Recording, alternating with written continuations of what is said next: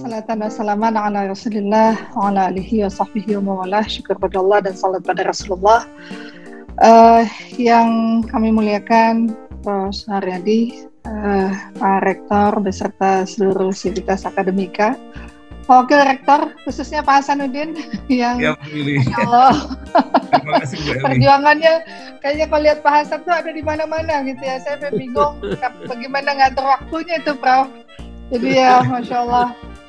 Siapa Ibu Eli? Saya bingung lihat Pak Hasan di sini ada, di sana ada setiap hari. Dan tadi mungkin Pak Ibu Wamen yang telah memberikan juga tadi keynote speech, dan kemudian Pak Abdullah Anas, Bupati yang sangat populer. Yang waktu itu kami juga pernah bekerja sama dengan Banyuwangi, dan beliau bekerja sama dengan Banda Aceh untuk belajar tentang kinerja, dan betul-betul diterapkan sangat luar biasa. Terima kasih. Dan kemajuan kebudayaan, kepariwisataan yang memang Pak Bupati nggak bicara apa-apa itu terus, sehingga kita melihat tadi hasil yang sangat luar biasa. Kemudian juga para tamu undangan, tamu khusus tadi yang telah disampaikan, para mahasiswa, dan saya tentu ingin mengucapkan selamat atas Dies Natalis pertama ini. Mudah-mudahan Universitas Dian Nusantara ini terus maju, terus berkembang, terus bisa melahirkan pemimpin-pemimpin bangsa yang berakhlakul karimah, yang mampu membawa kemajuan Indonesia ke depan, insya Allah. Sebetulnya saya nggak perlu paparan lagi nih Pak Hasan, karena saya bingung ini tentang kebudayaan, saya nyampein apa gitu ya. Karena biasanya selalu menyampaikan ya tentang pemerintahan dan sebagainya, tapi saya coba karena memang saya berada di Komisi 10, saya juga masih belajar dan harus belajar dengan seluruh para orang-orang tua kami, senior-senior kami, para profesor, doktor di sini. Perlu mendapatkan banyak bimbingan karena saat ini saya dipercaya sebagai anggota Komisi 10, dan paparan saya hari ini sebetulnya untuk Indonesia maju dalam budaya baru pasca pandemi COVID-19. Yang pertama, kalau kita lihat dahulu tentang Indonesia maju, pemerintahan saat ini memiliki visi Indonesia maju. Di dalam visi tersebut, Indonesia maju diartikan sebagai Indonesia yang berdaulat, mandiri, dan berkebudayaan gotong royong. Nah, ini adalah visi besar yang luar biasa, yang menuntut seluruh elemen bangsa, menuntut kita semua untuk bekerja semua untuk mewujudkannya. Karena tugas untuk mewujudkannya adalah tugas kita semua sebagai pemilik bangsa ini. Karena memang pemimpin itu adalah khadimul ummah yang melayani masyarakat, tetapi kita yang memilikinya yang benar-benar harus berpartisipasi secara aktif untuk mewujudkan mimpi-mimpi tersebut. Terkait dengan budaya, tentu kita sama-sama mengetahui secara sederhana budaya itu dapat diartikan sebagai sebuah cara hidup yang berkembang dan memiliki secara bersama oleh sekelompok orang, sebuah komunitas atau negara yang diwariskan dari generasi ke generasi berikutnya. Dan budaya juga sangat dipengaruhi oleh berbagai hal, antara lain oleh adanya penyebaran pertemuan budaya, penyebaran budaya, munculnya inovasi-inovasi, kondisi yang geografis, ekologis dari sebuah wilayah. Bahkan budaya juga dapat muncul dan berubah sebagai akibat dari sebuah kondisi krisis. Dari pemahaman tersebut tentu kita mengetahui bahwasanya budaya itu bersifat dinamis dan juga akan terus berkembang. Dan dalam kondisi krisis, kita memahami bahwasanya akan muncul perubahan-perubahan sosial, dan jika perubahan tersebut dapat diterima oleh sebuah kelompok atau sebuah negara, maka itu juga dapat melahirkan dan mempercepat terjadinya sebuah perubahan budaya. Nah, perubahan budaya juga cenderung untuk menciptakan sebuah reaksi yang berantai, apalagi di era globalisasi seperti saat ini. adanya perubahan budaya dari suatu tempat atau suatu kelompok atau suatu sektor kehidupan itu akan memicu suatu perubahan budaya di tempat, di kelompok atau di sektor-sektor lainnya. Nah, sebagai contoh misalnya perubahan budaya di benua Eropa dan juga Amerika itu tentu akan mendorong, akan memicu terjadinya perubahan budaya di belahan dunia atau negara-negara lainnya. Nah, dalam kondisi krisis COVID-19 saat ini, seluruh dunia itu terlihat telah melihat ya gitu bagaimana pengaruh terhadap semua sektor kehidupan masyarakat. Bagaimana pandemi ini dapat mempengaruhi sektor kehidupan kita. Sebut saja misalnya dari sektor perekonomian, kita melihat di beberapa negara yang mengalami keterpurukan ekonomi, bahkan beberapa negara yang kita anggap kuat secara ekonominya, itu benar-benar kuat di sektor ekonomi, tetapi justru lebih dahulu masuk ke dalam fase resesi gitu.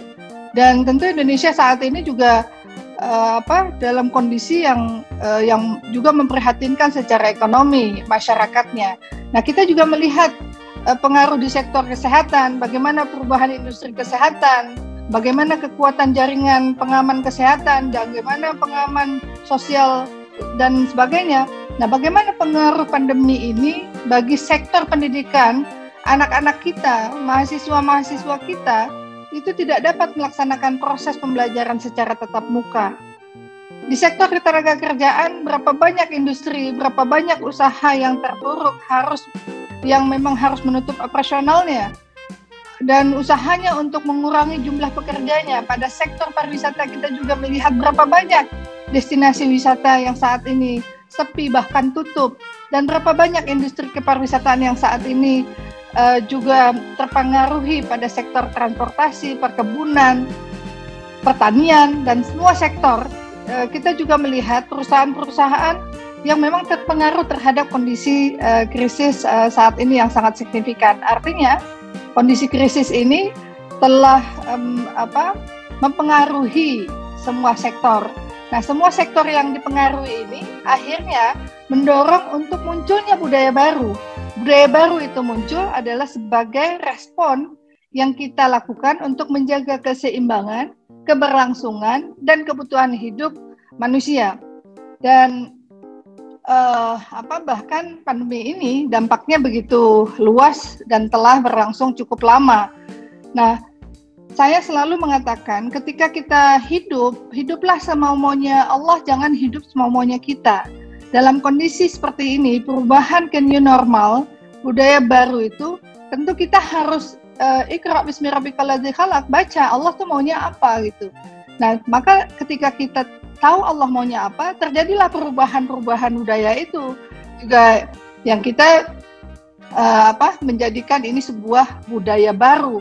Jadi kebiasaan-kebiasaan baru ini yang kita sebut dengan new normal gitu, ini benar-benar harus kita implementasikan. Kita baca peluang apa yang bisa kita ambil hikmah dari semua kejadian yang ada.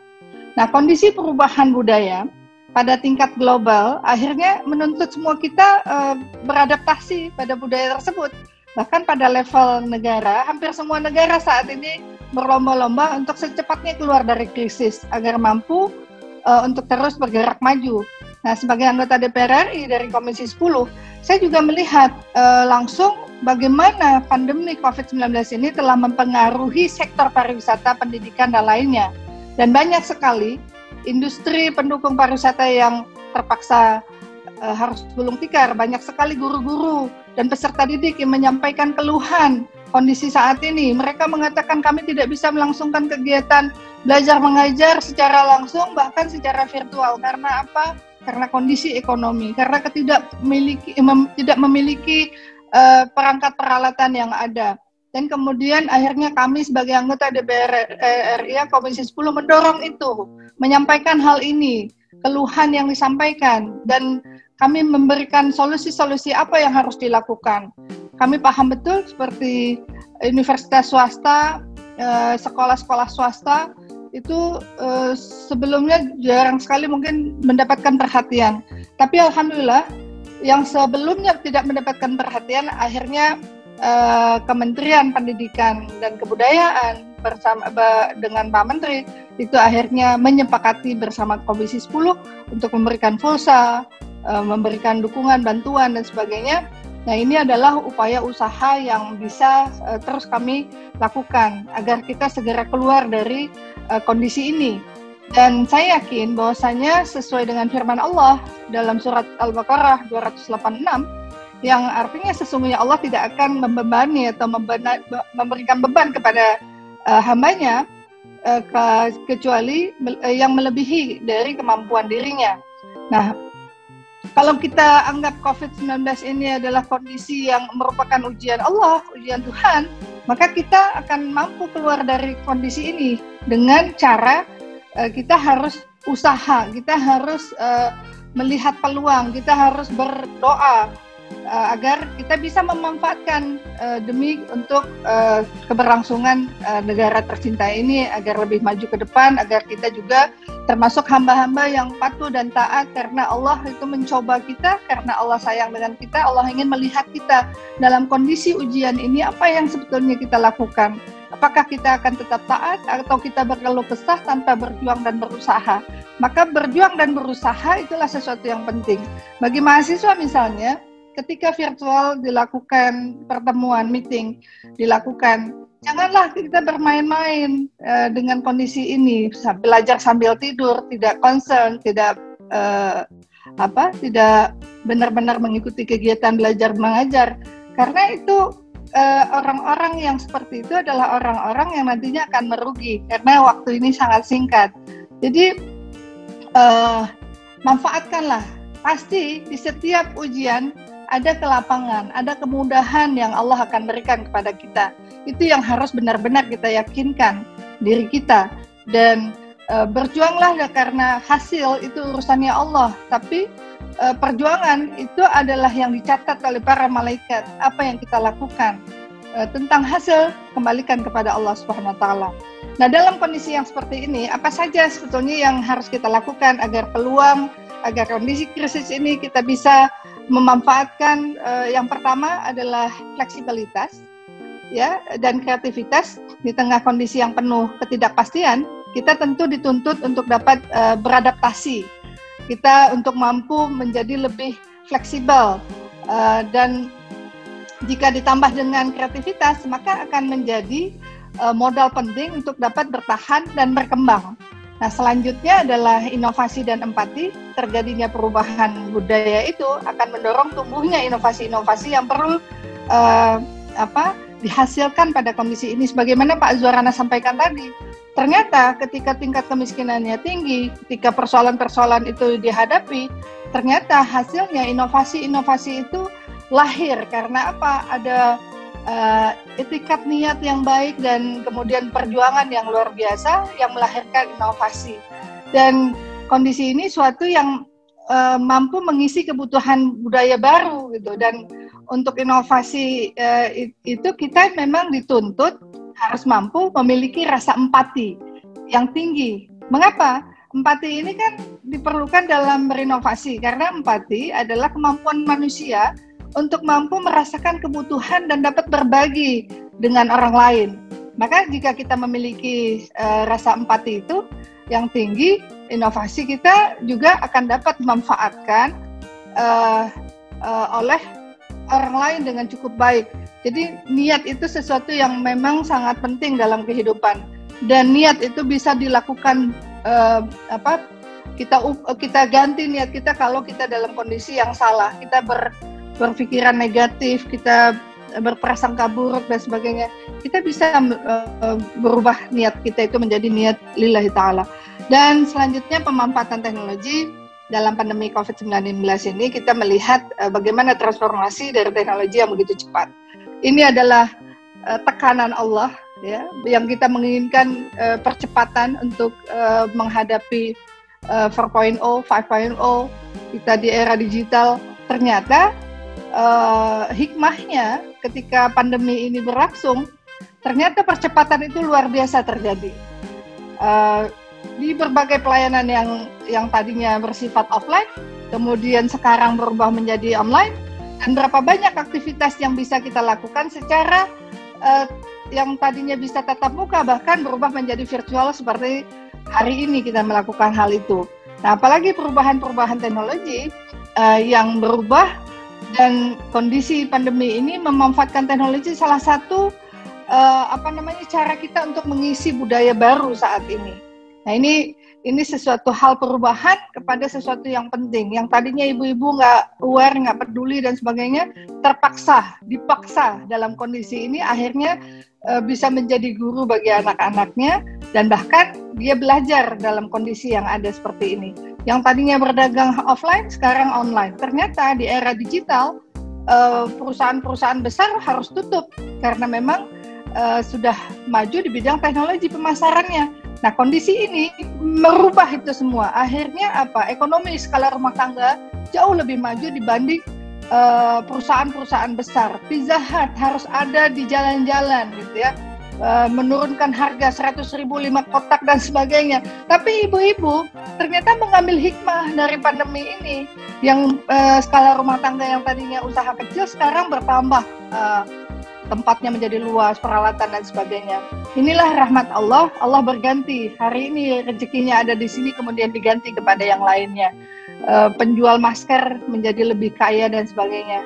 Kemudian dari sektor investasi, nah sebuah kondisi krisis itu melakukan investasi merupakan hal yang sangat baik, itu sangat penting. Tapi kita juga harus pilih gitu, secara resiko rendah, yang minim penurunan nilai dan mudah untuk dicairkan kapan saja, karena memang kita nggak tahu kapan pandemi ini kapan berakhir. Tadi alhamdulillah kita mendapatkan sinyalmen, kita dapat informasi dari Bu Wamen bahwasanya sudah ditemukan vaksin yang dari China dan kemudian sudah diakui oleh WHO. Ya, mudah-mudahan ini adalah jawaban doa-doa kita yang dijabah Allah, dan mudah-mudahan kita segera bisa bangkit. Maka ketika kita melakukan investasi, kita harus juga berhitung, melihat, jangan asal berinvestasi kemudian tidak melihat bagaimana ke depannya. Nah, kita juga harus tetap optimis dan juga terus berusaha, khususnya untuk Universitas di Nusantara ini, agar kampus ini juga bisa berkontribusi untuk dapat memberikan masukan, dukungan kepada pemerintah agar bisa keluar dari krisis pandemi COVID-19 ini. Saya memilih ini karena mungkin ini yang paling mudah dan paling cepat saya bisa menyampaikan, karena waktunya itu hanya 10 menit. Jadi saya mengucapkan jazakumullah khairan katsiran atas kepercayaan, atas kebersamaan, atas dukungan Pak Rektor selama ini, melalui juga Pak Hasan, dan ya mudah-mudahan saya juga bisa terus bersama-sama untuk bisa memberikan kontribusi hal-hal apa yang bisa didukung dari Komisi 10. Mungkin satu hari nanti Pak Rektor juga bisa memberikan pencerahan kepada kami anggota Komisi 10, bisa diundang ke Komisi 10 agar juga bisa memberikan masukan-masukan, karena saat ini kami juga ke depan akan sedang melakukan revisi undang-undang Sisdiknas, dan banyak hal yang mungkin perlu kita komunikasi dan koordinasikan. Terima kasih atas kesempatannya, mohon maaf